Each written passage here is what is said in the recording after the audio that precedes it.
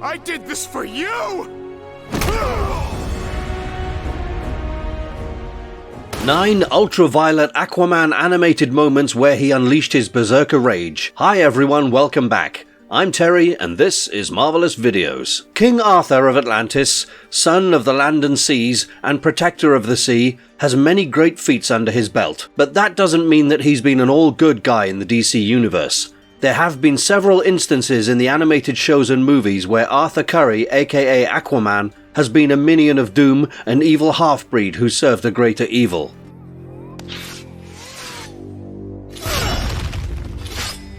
And yet, there have been instances where he proved himself to be someone who would die to serve a cause greater than himself. From slicing off his hand to save his son, to committing genocide to become Earth's ruler, this underwater Superman has done everything good and bad. In this video, we'll explore the top 9 ultra-violent and badass animated moments when Aquaman unleashed his Berserker rage. Before we go into our explanation, we have a very small request. If you like our content, please support us by subscribing to our channel. This is a small click for you, but for us, it means a lot. Thank you. Now, let's begin.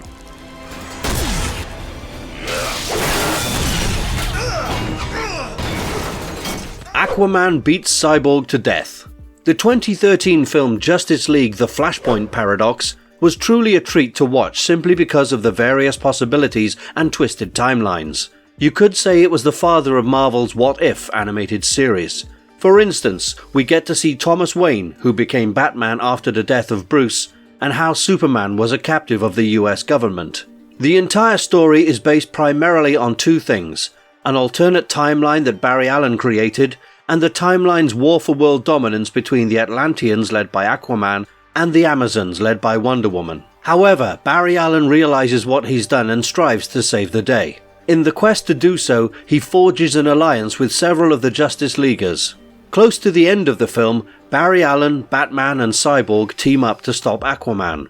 However, while Batman and Flash didn't sustain the fight for too long, Cyborg seemed to hold his ground against the Oceanic King. Cyborg gave Aquaman a tough fight and defeated some of the other bad guys with relative ease, but Aquaman was far superior in terms of strength, and he managed to pin down Cyborg before punching his face left, right and center. A battered Cyborg couldn't even defend himself when Aquaman opened the metallic warrior's breastplate, revealing Cyborg's pumping heart.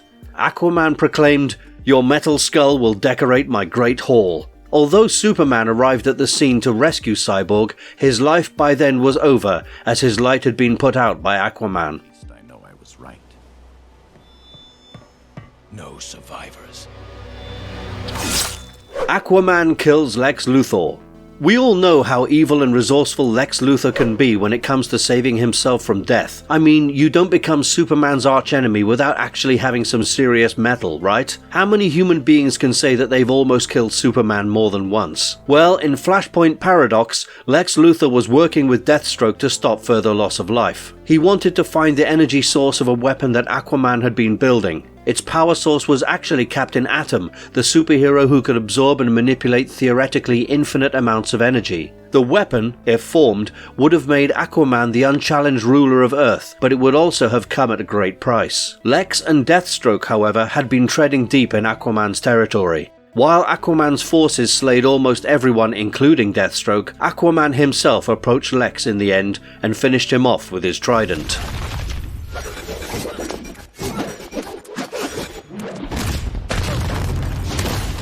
Ruthless battle, Wonder Woman vs Aquaman. In Justice Society World War II, the 41st installment of the DC Universe animated original movies, Barry Allen manages for the first time to reach a speed high enough to channel what's called the Speed Force. He was saving Superman from a kryptonite bullet that the supervillain Brainiac had fired. However, due to the Speed Force, Barry Allen gets transported back in time and witnesses a team of superheroes battling Nazi forces. But he hadn't just travelled back in time, but to another reality. It turns out that Colonel Steve Trevor had created the first ever Justice League of America by incorporating the likes of Black Canary, Hawkman, Hourman, and Jay Garrick, the Flash in this alternate universe. Barry joins the team and helps them rescue Dr. Fate, who guides them towards the Bermuda Triangle, but on their way, their sub is attacked, only to be saved by the Atlanteans and Aquaman. However, Aquaman was under the mind control of another DC supervillain named the Advisor, who wished to use the Atlanteans for the Nazi cause, but he had his own personal agendas and motives. Nevertheless, the Justice League divides itself into two parts, and Wonder Woman arrives with Barry Allen to stop Aquaman. She starts off by landing a massive punch on Aquaman, who gets thrown across several blocks, destroying many buildings. But he's not one to give up easily. Naturally, the two get into a prolonged fight that involves a whole lot of super punches. Wonder Woman seems to have lost the battle, but gets a moment to get herself together when Steve Trevor arrives to help her. This time around, she breaks Aquaman's trident, which releases him from the Advisor's mind control. Just kind of wondered about that. What the hell are you? Aquaman unleashed his Berserker rage. In the 2015 film Justice League: Throne of Atlantis, Arthur Curry doesn't yet know about his Atlantean origins, let alone the fact that he's the future king of Atlantis. So, of course, he has no idea about the powers his body hides and everything else that comes with being an Atlantean. In the first third of the film, we find him sitting in a bar and sloshing himself up. The dude did have a penchant for drinking on almost all occasions, no matter how gloomy or gleeful. Nevertheless, he was drinking because of the recent loss of his father, and, as you might expect, he was talking to a lobster, telling him how alone he was in the world. Little did he know that he had an entire family and a kingdom to rule. However, when the staff picks up the lobster to be cooked into some delicious meal, Arthur takes offense. He wouldn't just let someone eat his friend, right? And when the man who had ordered the lobster confronts Arthur, he ends up getting thrown like a rag doll.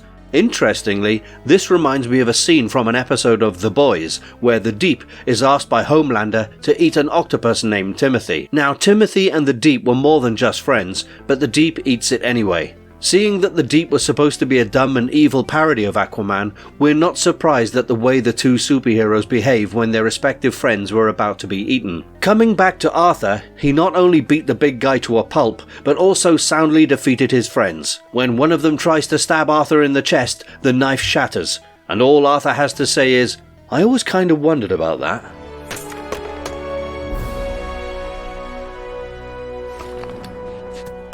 All of Atlantis bows before Arthur. Later, when Aquaman and Ocean Master face off against each other for the final time for the throne of Atlantis, the former almost kills Aquaman, but Cyborg manages to play a video clip in which Ocean Master is talking about killing his own mother. The soldiers of Atlantis watch the clip, and that's when Aquaman lands a massive blow on Ocean Master, effectively killing him. He then speaks directly to the Atlanteans and asks if that's the kind of king they want, someone who'd murder his own mother, the Queen of Atlantis, for power. He goes on to speak about his mixed lineage, how his birth was Atlantean, but his upbringing was human, and it's not before long that the soldiers lay their weapons and bow before their new king. Although Aquaman has been called a half-breed mongrel and a half-breed abomination, in reality he's nothing less than the son of land and ocean.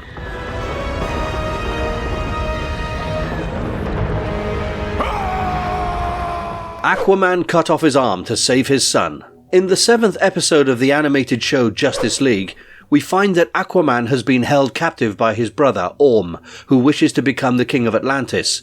But he has one little problem: Aquaman's infant son, who'd become king after Aquaman. We find Aquaman chained to an outcropping rock above a lava fissure at the seabed. Orm comes to his prisoner with a baby and reveals his plan of sacrificing him and putting the blame on humans. Orm pins the child to the rock on which Aquaman had been chained and blasts off the rock so that the father and son would fall into the lava below. The Protector of the Deep tries his best to free himself, but there's little time. He manages to break one of the chains, freeing his arm, and tries to free his other arm by using his buckle, but fails. As they inch closer to the molten lava, he does what any father would do for his son. He brings the buckle down with force and lets out a scream before the scene cuts and opens in the palace. Aquaman's wife Mera embraces her husband and son, but realizes that Aquaman is missing his hand. But Aquaman has had enough from Orm and asks, "Where is Orm?" More than losing his own hand, what really pissed Aquaman off was the fact that Orm tried to kill his son, an act that no superhuman father would forgive without some massive payback.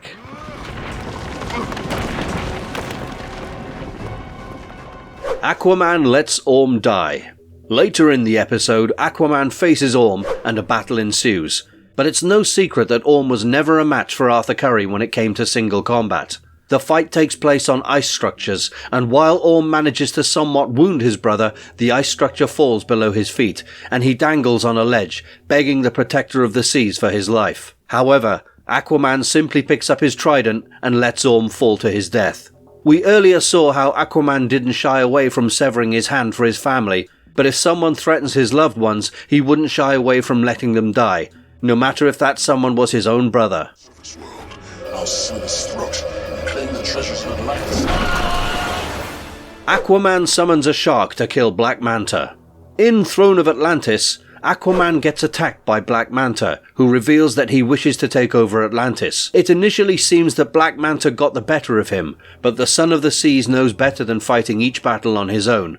I mean, who needs to fight in person when they can simply summon a shark and have their enemy eaten? Well, that's exactly what Aquaman did. The scene shows how strong Aquaman's control over marine life is, but more importantly, it reflects the fact that Aquaman is far more than all brawn and no brain that many people perceive him to be. I sincerely hope that future DC films show us this side of Aquaman instead of simply labeling him as a badass who only knows how to kick ass. Do something? I am. I've got 1 million... Aquaman commanded 1 million aquatic microbes to defuse a bomb. In Flashpoint Paradox, the first and one of the coolest action sequences begins with the Flash trying to save the museum built in his name from Reverse Flash and his rogues. However, Reverse Flash plants lethal and highly powerful bombs on each of the rogues. When Diana uses her lasso of truth to ask how the bombs can be stopped from detonating, Reverse Flash says that there's no way to do so. While Superman contains the bomb's impact within his bare hands, and Batman uses one of his gadgets, Aquaman does something extraordinary to defuse the bomb. He throws one of the rogues into the sea and summons 1 million microbes to defuse the bomb. Now, it may seem like an easy thing to do for someone like Aquaman, but this guy actually communicates with microbes, organisms that are the most rudimentary when it comes to intelligence. Some of them are just single-celled organisms and clearly don't possess any complex or intelligent nervous system, let alone a brain that could relay information. Achieving such a task is beyond imagination, but then again, he is Aquaman. Interestingly, in the real world, such impossible feats are being achieved. For instance, scientists from Rice University in Houston, Texas, used a dead wolf spider as a gripper to pick up and put down objects. That's pretty batshit crazy. If you liked our content, don't forget to leave a like and subscribe to us if you haven't already. Have a good one. Thanks for watching, and see you next time.